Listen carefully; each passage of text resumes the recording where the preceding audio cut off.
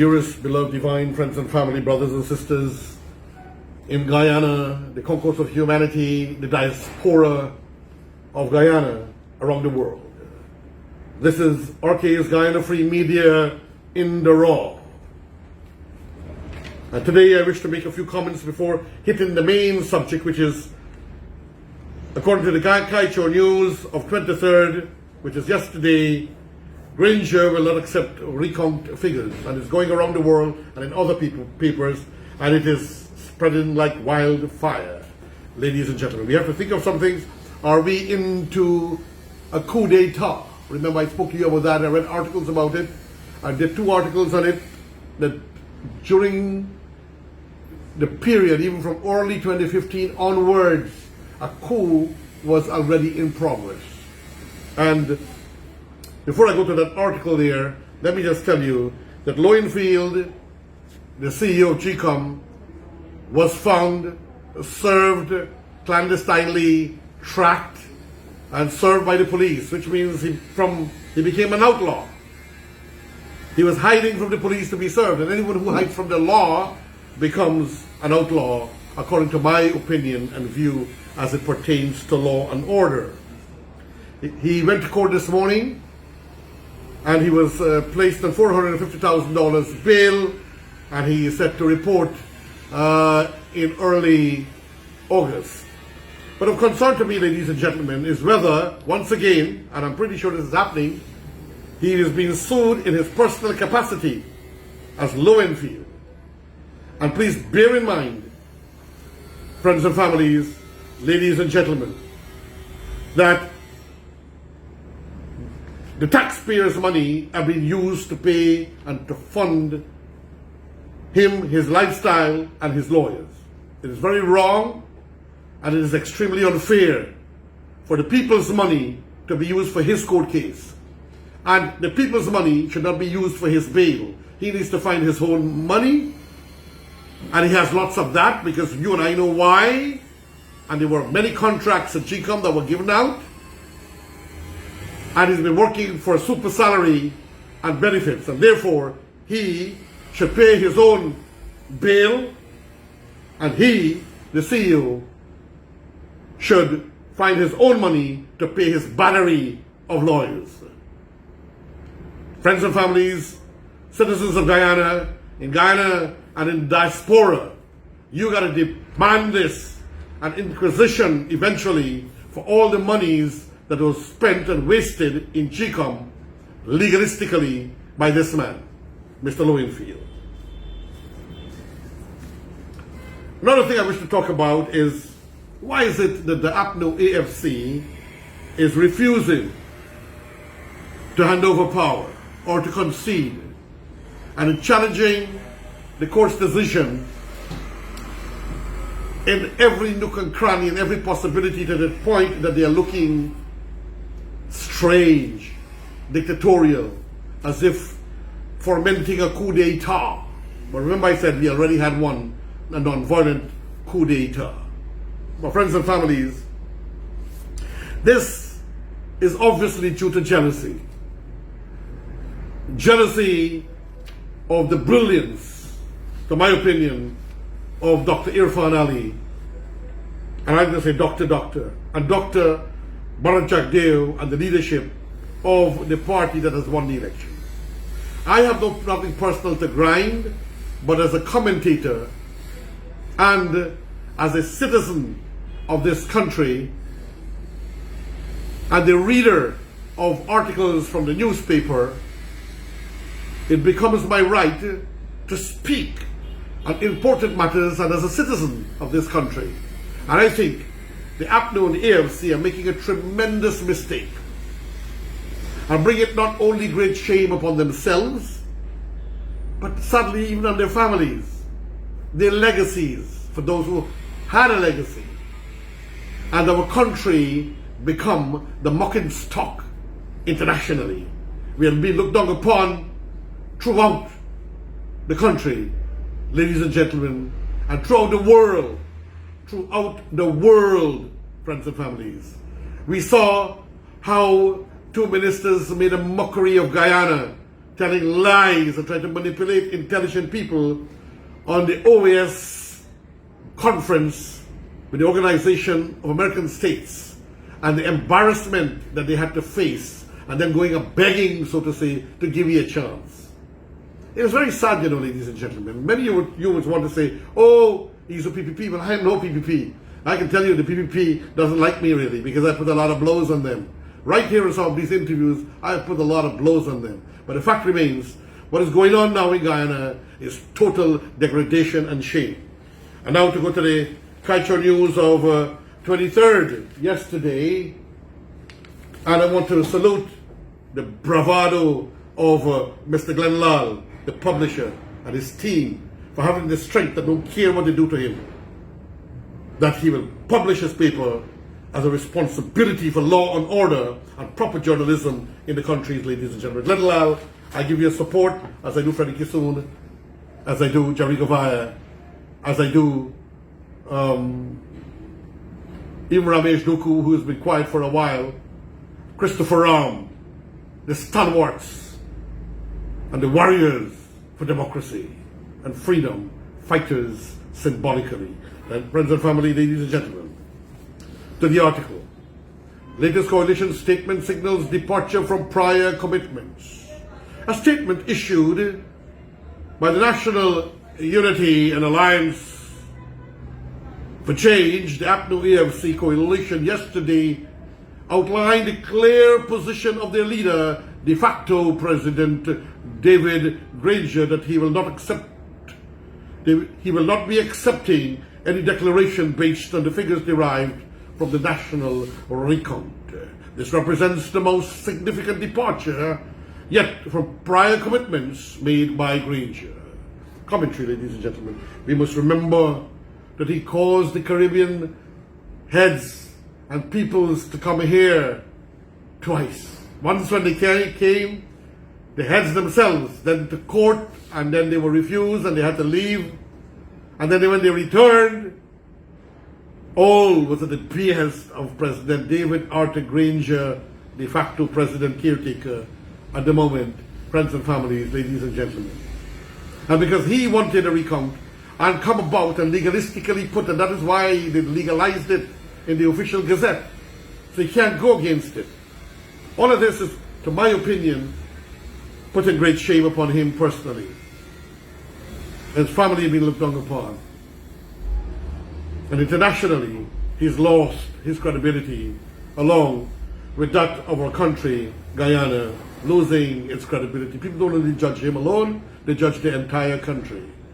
And our business development ambitions and plans that were put out and are being looked upon by great eagerness by our citizens to have some wealth and some joy in this country have all come to naught, friends and family. Remember, this is in the raw.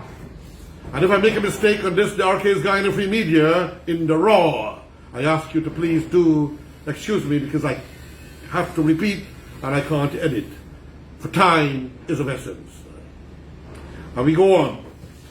They say, we maintain the statement said that the Elections Commission can only make a declaration based on valid votes. The recount process, which was conducted painstakingly for 33 days, revealed massive irregularities, extensive fraud, which cannot be foisted on the Guyanese people to contrive an outcome that betrays the will of the electorate. Ladies and gentlemen, I say that is all total hogwash. I was there. You can see the jokes and the games and the fraudulent names they were calling. If they call 100 names, ladies and gentlemen, 3 were correct. And when you investigated, they voted, and they exist, and they're alive. And to say that the people of Guyana are with them, and the people of Guyana, the electorates are in support of them, it's totally wrong. The people are in Guyana, and the electorate are mostly, except for a very small few, are for Guyana, righteousness, development, love, harmony, goodwill to each other, peace. Back to the article. This is the latest doubling down in the president's position as expressed in his remarks to supporters outside of State House on July, in the wake of the Caribbean Court of Justice ruling on the Irfan Ali and Eslin David et al. Case. Remember when I made a comment on that. When he stepped out, he addressed them. Going on, Granger told supporters that the matter will go back to the Election Commission. But as far as we are concerned, we have evidence that there has been massive fraud and irregularities, and we will continue to fight to make sure that your votes are counted. Ladies and gentlemen, I was there. The first count, the only fraud came on Region 4 by Mingo, Lowenfield, and the entire group and some senior persons, and the deputy, Ms. Myers. It was all committed at Region 4 under their watch, under their supervision, and who knows, maybe under their behest. Granger's recent position stands not only for direct conflict with the international consensus on the credibility and validity of the national recount figures, but also with the previous commitments to stand by what he referred to as the 4 C's, the Constitution, the Court, the Commission, and CARICOM. They put here CARICOM in large letters. And now he doesn't want to accept the CARICOM recount. Constitution President Granger in the past has repeatedly stated that he would abide by the Constitution of Guyana. The party statement in fact says that any attempt to include fraudulent votes in the declaration will constitute a violation of the Constitution and the fundamental principles of democracy. Ladies and gentlemen, a commentary. On all the recount documents, the SORS statements of recount, and all the numbers that were given as valid was said valid votes. So they're playing with a few words for a few people who might be illiterate and trying to feed evil into the minds of those people who don't understand much, poor guys. And they take the words of their leaders as sacrosanct or holy. And I move on. We maintain that the Elections Commission can only make a declaration based on valid votes. And that is what you have in the SARS, valid votes. All valid votes. There's nothing that says that invalid votes. And the way the spoiled votes are marked out in their appropriate columns. Or the invalid votes are marked out in a separate column. These guys are like a bunch of comedians, friends and families, ladies and gentlemen. The Caribbean Court of Justice, CCJ, had, however, in their ruling on the Irfan Ali versus Eslin David et al. Case, stated that unless and until an election court decides otherwise, the votes already counted by the recount process as valid votes are incapable of being declared invalid by any person or authority other than the High Court through an election petition. Election petition could only go after a president has been sworn in. What the CCJ also did in their ruling was to overturn their judgment passed by the appellate court deeming it invalid and of no effect. As a consequence, the 23rd June report of the Chief Elections Officer Lowenfield that was supported by the President and his party, that was based on the decision, was similarly of no effect.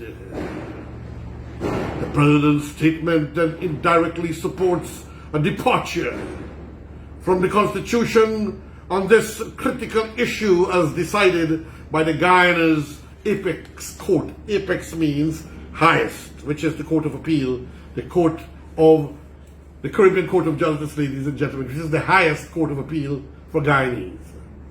With regards to the courts, President Granger has also maintained that he would respect the rulings. However, despite saying in his statement that the party has always remains committed to the judicial process, he disregarded the ruling made by Guyana's apex or highest court, the CCJ, in the Eslin David case. The coalition, not satisfied with the judgment passed, filed an application in the High Court to regurgitate the same argument hashed out at the CCJ, the Chief Justice, the Honourable Roxanne George Wiltshire, in her ruling stated clearly that the relief sought by the applicant Messinga Jones, an APNO AFC counted agent, was already settled by previous court decisions called res judicata.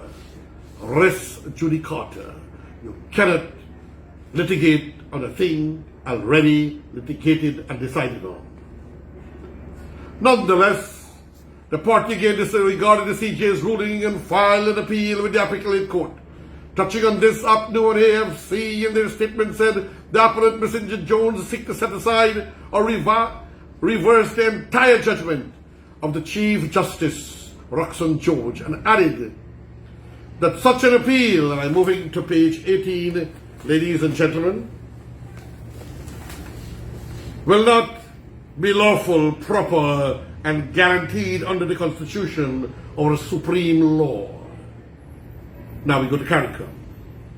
APNO and AFC said in their statement that the recount process, which was conducted painstakingly for 33 days, revealed massive irregularities and extensive fraud, which could be foisted on the Guyanese people to contrive an outcome that betrays the will of the electorate. The results of the recount, supervised by a high-level CARICOM scrutineering team, revealed that the opposition People's Progressive Party won the March 2nd elections with a more than 15,000 valid vote lead ahead of APNO and AFC.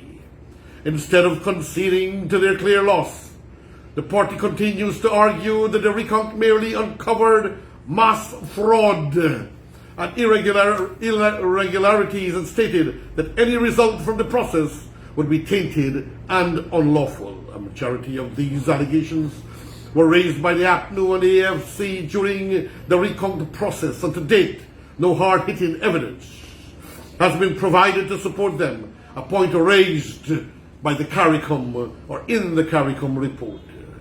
Moreover, the three-member CARICOM scrutineering team in their report confirmed the results showing a win for the PPP, and while they noted the irregularities brought to the fore by APNO AFC, they stated that it would not affect the results.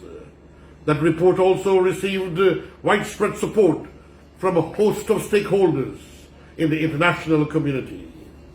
The coalition's opposition to the report reached the doors of the Caribbean Court of Justice in the Irfan Ali versus Elslin David litigation, and a clear ruling was handed down, validating the recount results. I must mention also the EU was there, the OAS was there, and a host of local observers were all there. Also, it should be noted that the President affirmed on more than one occasion confidence in the CARICOM team to overlook the recount process, deeming them the most legitimate interlocutor. The most legitimate interlocutor. And now the man is backing off from his words. Back to the article. In fact, Granger had said, "I am very confident of CARICOM's ability and integrity, and I would just like to repeat what the ambassador of Barbados to Washington said, that CARICOM is the most legitimate interlocutor on the Guyana situation. I'm inspired by that remark, and I share the sentiment that CARICOM is the most legitimate interlocutor in the Guyana situation." And now we're talking about the Commission. While the statement said that APNO and AFC is committed to a lawful and credible declaration of results based on valid votes, every attempt made by the GECOM chair, Justice Claudette Singh, to produce a declaration has been met with court actions brought by the party and its supporters. Even though the President has expressed high confidence in GECOM chair, declaring publicly his trust for her and the Commission, his actions have told a different story. including the coalition's court challenges to her instructions to GECOM CEO to prepare a report based on the RECOUNT figures. Those actions have also coupled with what has been condemned by the observers, including the United States Ambassador Sarah Ann Lynch, as gross disrespect for the chair. This includes the slanderous postings by supporters on social media and the mock funeral for Singh held by APNU and AFC supporters in front of State House, one in which her effigy or her body part made up in the form of a statue was placed in a coffin and kicked. As by Kaiteur News last week to specifically condemn these attacks on the chair, Granger had refused, saying only that attacks were not a policy of his administration. But he did not condemn it.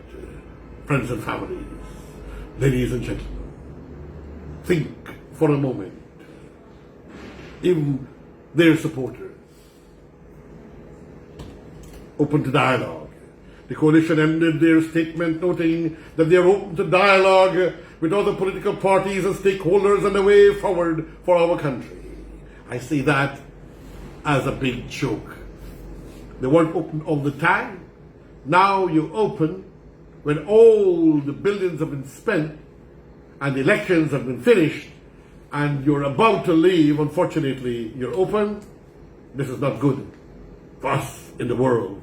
And you, Mr. Granger. The APNU and AFC coalition claimed the statement is prepared to act responsibly to bring a resolution to the ongoing political situation. We remain confident of a credible and legitimate outcome to the elections.